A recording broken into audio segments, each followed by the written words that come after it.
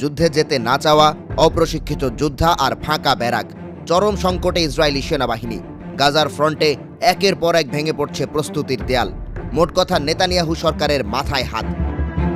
Radio তেহরানের online সংস্করণের প্রতিবেদন অনুযায়ী ইসরায়েলের বিরোধী দলের প্রধান ইয়ার লাপিদ কঠোর ভাষায় সমালোচনা করে বলেছেন, ইহুদি, হারেদি বা অর্থোডক্স সম্প্রদায়ের সেনাবাহিনীতে কাজ না করার প্রবণতা ইসরায়েলের রিজার্ভ সৈন্যদের ওপর অতিরিক্ত চাপ সৃষ্টি করছে।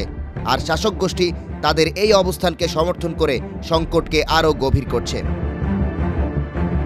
বিশ্লেষকদের মতে, ইহুদিবাদী শাসন ব্যবস্থার শুরু থেকে যেসব জটিল সমস্যার মুখোমুখি হয়েছে তার মধ্যে হারেদি সামরিক পরিষেবার বিষয়টি অন্যতম, এবং এটি ইসরায়েলের শাসক গোষ্ঠীর ডানপন্থী এবং বামপন্থী রাজনৈতিক নীতির মধ্যে বড় ধরনের রাজনৈতিক সমস্যা সৃষ্টি করে আসছে। ইরানের বার্তা সংস্থা ইরনার বরাতে জানা গেছে, লাপিদের সাফ কথা, যে সেনাবাহিনীতে চাকরি করবে না সে যেন সরকারের বাজেট থেকে এক শেকেলও না পায়। তার এই বক্তব্য ইসরায়েলি রাজনীতিতে ধর্মনিরপেক্ষ এবং ধর্মীয় সম্প্রদায়ের মধ্যে চলমান উত্তেজনার ইঙ্গিতই আরও স্পষ্ট করে তুলেছে। এর মধ্যে ইসরায়েলের কান টিভি অন্যান্য বেশ কয়েকটি গণমাধ্যম সূত্রে জানা গেছে, ইসরায়েলি সেনাবাহিনী এখন গোলানি এবং গুয়াতি ব্রিগেড থেকে প্রশিক্ষণ ছাড়াই সৈন্যদের সরাসরি গাজার ফ্রন্টে পাঠাচ্ছে। গত ডিসেম্বর থেকেই দেশটির সাবেক প্রধানমন্ত্রী নাফতালি বেনেটের মতে নেতানিয়াহুর সেনাবাহিনীর ব্যারাক নাকি ফাঁকা হয়ে যাচ্ছে। সম্প্রতি টাইমস অফ ইসরায়েল ও জেরুজালেম পোস্টের মতো গণমাধ্যমগুলোয় প্রায়ই তিনি জানিয়ে আসছেন, প্রায় 20,000 সৈন্যের ঘাটতি রয়েছে ইসরায়েলি সেনাবাহিনীতে।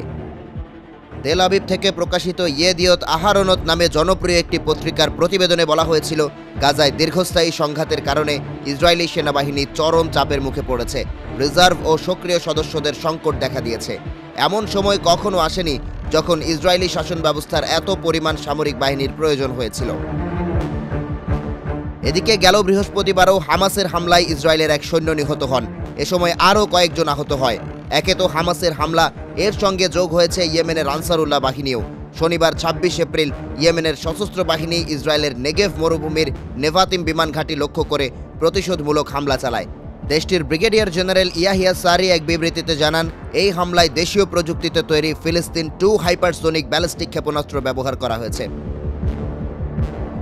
একদিকে ফিলিস্তিনের স্বাধীনতাকামী সংগঠন হামাস, অন্যদিকে লোহিত সাগরের মূর্তিমান আতঙ্ক হয়ে ওঠা ইয়েমেনি বাহিনীর হুটহাট হামলা, মরার ওপর খাড়ার ঘা ইসরায়েলি সৈন্যের সংকট, সব মিলে বেশ বিপদেই রয়েছে নেতানিয়াহুর সরকার, এমনটি মনে করছেন বিশ্লেষকরা।